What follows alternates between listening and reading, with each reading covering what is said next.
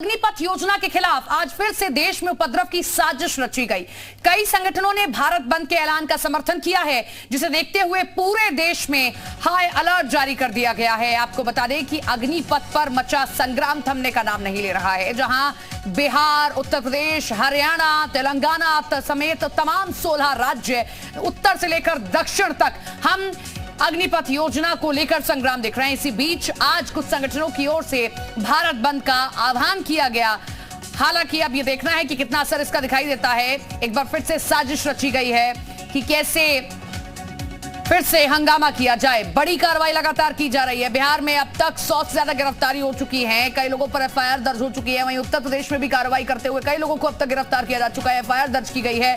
पूरे देश में हाई अलर्ट जारी कर दिया गया है, क्योंकि पिछले दिनों जिस तरीके का हंगामा देखने को मिला, आगजनी देखने को मिली, उसके बाद अब जो है हालात को काबू करने के लिए पूरे देश में हाई अलर्ट जारी किया गया है।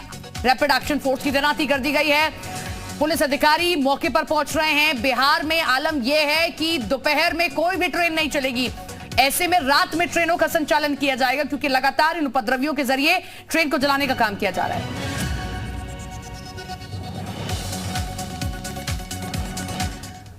4 तस्वीरें हम आपके सामने रखते हैं कि भारत बंद का आज आह्वान किया गया है, कितना असर दिखाई देता है, पिछले दिनों किस तरीके से हंगामा किया गया। 4 तस्वीरें आपकी टीवी स्क्रीन पर। पहली तस्वीर आप देखिए कि तारेगना स्टेशन मसौड़ी में यहां पर कैसे खास चौकसी कर दी गई है।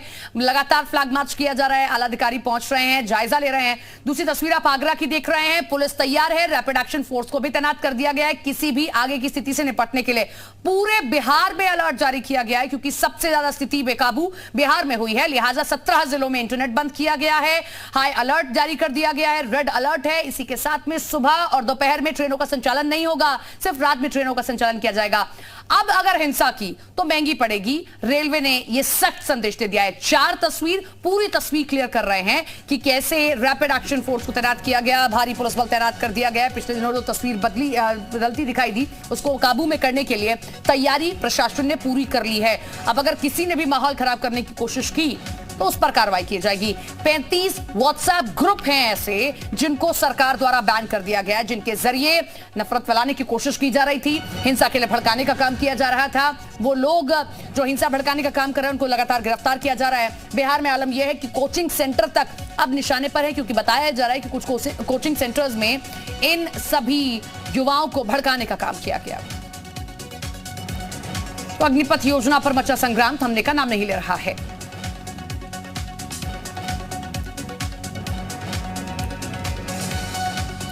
हमारे साथ हमारे सहयोगी भी जुड़ेंगे, उनसे भी हम जानकारी लेंगे और मौजूदा हालात क्या हैं, कहां कैसी तैयारी है, यह भी आपको बताएंगे।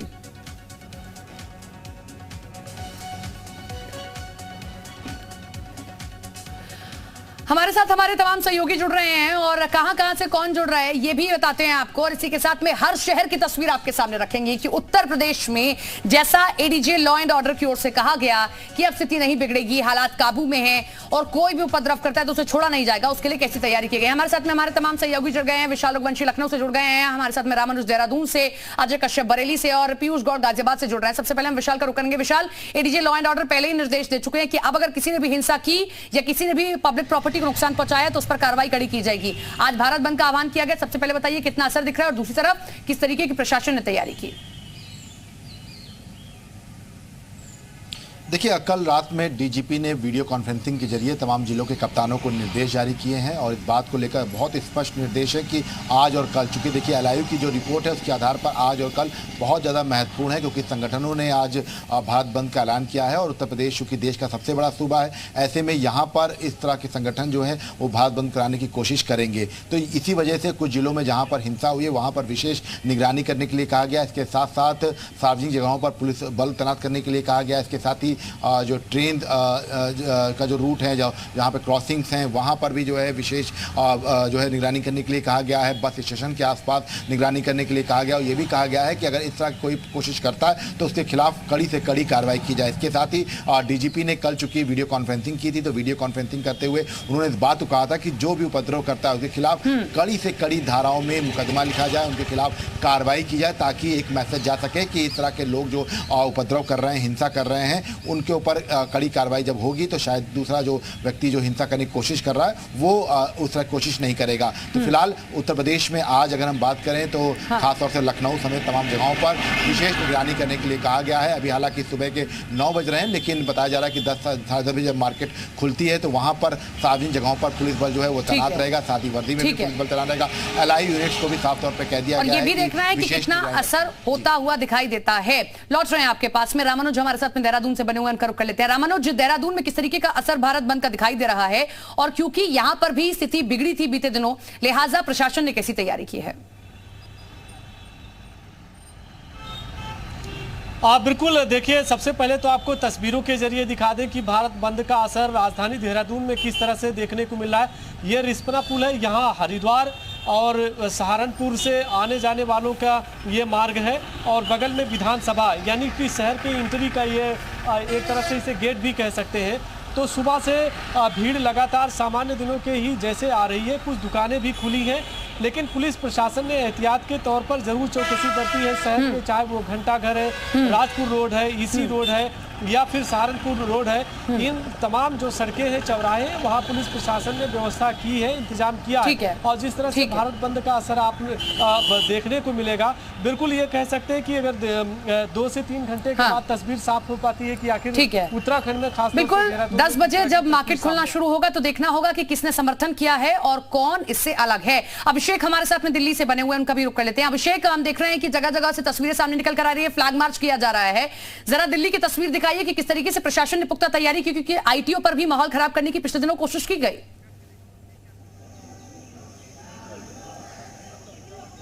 बिल्कुल, देखिए मैं इस वक्त एआईसीसी दफ्तर के बाहर खड़ा हूं और अंदर प्रेस कॉन्फ्रेंस होने वाला है। 9 बजे का टाइम है प्रेस कॉन्फ्रेंस का, और आप देखिए यहाँ पर चेतावनी का एक पोस्टर भी चिपका दिया गया है दिल्ली पुलिस से कि यहाँ पर धारा 144 लागू है, किसी को भी इकट्ठा होने की इजाजत नहीं है। आपको मैं बता दूं कि भारत सरकार की योजना युद्धवीर अग्निवीर योजना के खिलाफ जो प्रदर्शन होना है और जो सत्याग्रह कांग्रेस के तमाम कार्यकर्ता और नेताओं की तरफ से करना है, उसकी इजाजत सिर्फ और सिर्फ जंतर मंतर पर दी गई है। 1000 लोगों के इकट्ठा होने की परमिशन दिल्ली पुलिस की तरफ से दी गई है और वहीं पर ही सत्याग्रह होगा।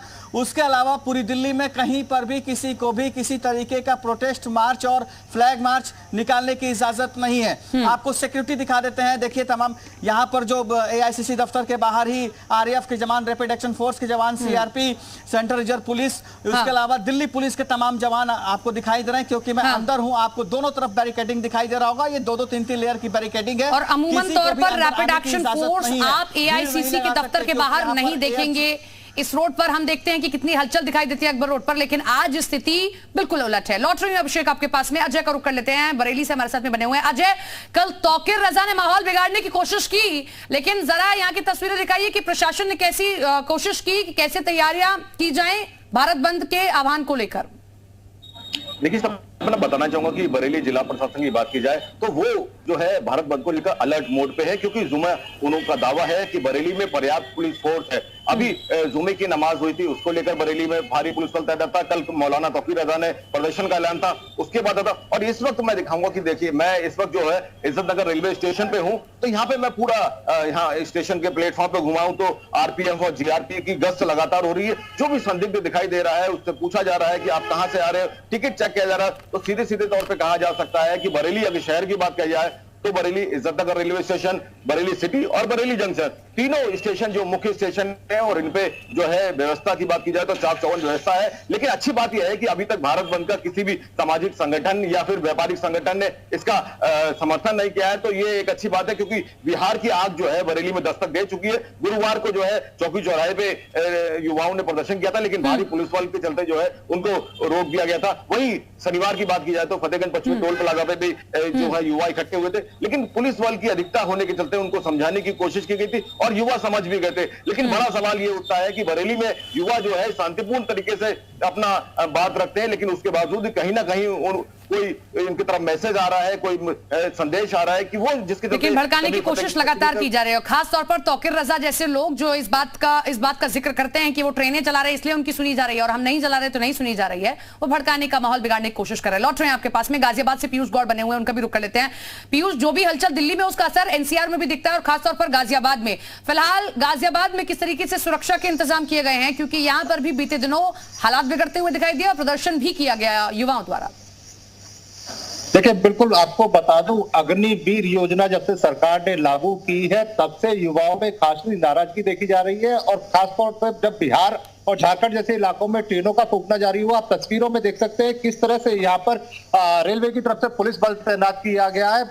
मौके पर बड़े अधिकारी मौजूद हैं जो लगातार यहाँ रेलवे स्टेशन की मॉनिटरिंग कर रहे हैं। जैसा कुछ अन्य राज्यों में हुआ वो गाजियाबाद या यूपी में ना हो पाए, इसके लिए डीजीपी की तरफ से सख्त निर्देश जारी किए जा चुके हैं। तो यहाँ पर काफी सख्ती दिखाई दे रही है। यहाँ के गाजियाबाद के जो बॉर्डर इलाके हैं, आपको बताना चाहूंगा, वो लगभग सील किए जा चुके हैं। वहां पर लगातार चेकिंग कर रही है। यहाँ सेक्टरों में बांटकर सुरक्षा को बांटा गया है। किसी भी बड़े हादसे के मद्देनजर रखते हुए यहाँ पर सुरक्षा व्यवस्था खासी चाक चौबंद कर दी गई है। जी ठीक है, लौट रहे हैं आपके पास में, एक बार फिर से विशाल का रुख करते हैं। विशाल, भले ही हम देख रहे हैं कि भारत बंद का असर उतना होता नहीं दिखाई दे रहा, लेकिन सियासतदान बार बार उकसाने की कोशिश जरूर कर रहे हैं। जिस तरीके से अखिलेश यादव की ओर से ट्वीट किया गया, जिस तरीके से स्वामी प्रसाद मौर्य ने कल रामपुर में जनसभा की और उस दौरान कहा कि यह छलावा किया गया जबकि समझाया गया, तो ऐसे में विपक्ष को जरूर मौका मिल गया है कि कैसे वो बैठे बैठा इस पर राजनीति करे, भले ही ट्वीट के जरिए, सड़कों पर नहीं निकलकर।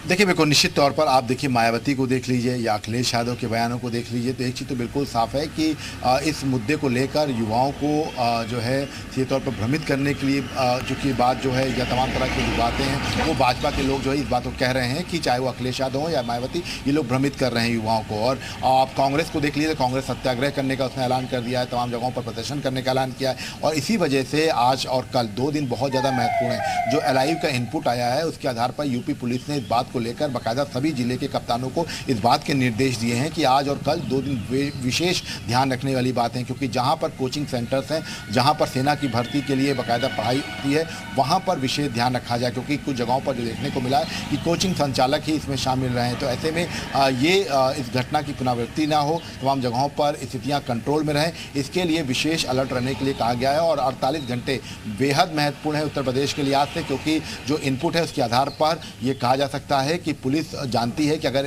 इन इनपुट्स पर अगर वाकई में जो है अमली अमल पहना दिया उपद्रवियों ने, तो शायद माहौल को बिगाड़ने से कोई रोक नहीं सकेगा। और इसीलिए उत्तर प्रदेश में पूरी तरह से हाई अलर्ट रखा गया है, तमाम जगहों पर विशेष निगरानी करने के लिए कहा गया है। और जो बस अड्डे हैं, हम इस वक्त बस अड्डे केसरबाग पर ही मौजूद हैं। और ठीक है, और बीते दिनों जिस तरीके के इनपुट भी मिले हैं कि कुछ ऐसे संगठन भी हैं जो देश विरोधी काम कर रहे हैं और इसीलिए इनको भड़काने का काम किया जा रहा है। आज देखना है कि कितना भारत बंद का असर दिखाई देता है और प्रशासन की जो तैयारियां हैं वो कितनी सफल होती दिख रही हैं। बहुत बहुत शुक्रिया आप सभी सहयोगियों का जुड़ने के लिए, तमाम जानकारी